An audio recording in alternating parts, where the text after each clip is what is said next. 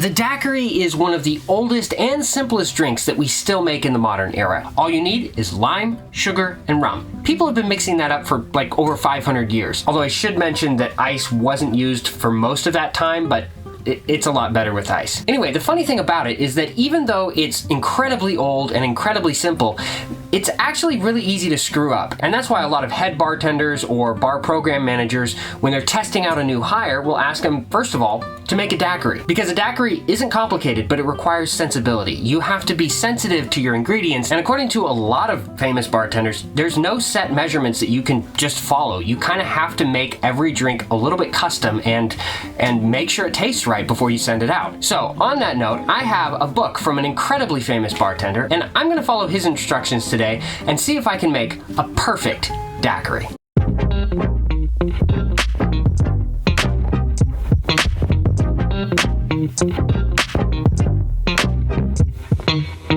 So the aforementioned incredibly famous bartender is none other than the late great Sasha Petraske, and again, we're going to try and follow his specs to the letter. 3/4 of an ounce of simple syrup,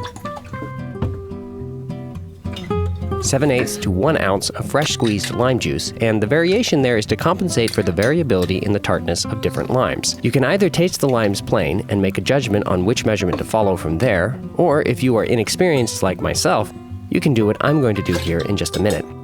Next, we need 2 ounces of white rum, and since rum as a category is the Wild West of distilled spirit classification rules, that could be almost anything. But, based on what it says in the book, aim for something made generally in the Spanish style, generally made on a column still, generally aged 5 years or less, uncolored, unspiced, and unsweetened, and you should be in the ballpark. Add ice and shake the dickens out of it. After it's thoroughly chilled, grab a clean straw and steal a few drops to taste. If it's too tart or sweet, adjust the necessary component.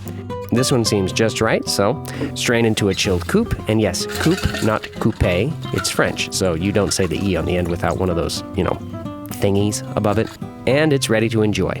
No garnish needed.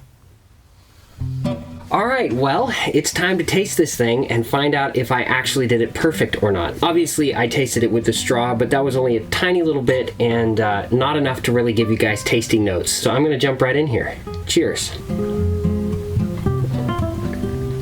Oh yeah, babe. Oh my gosh. The rum is beautifully accented here. We don't have too much lime or too much rum. It's perfect.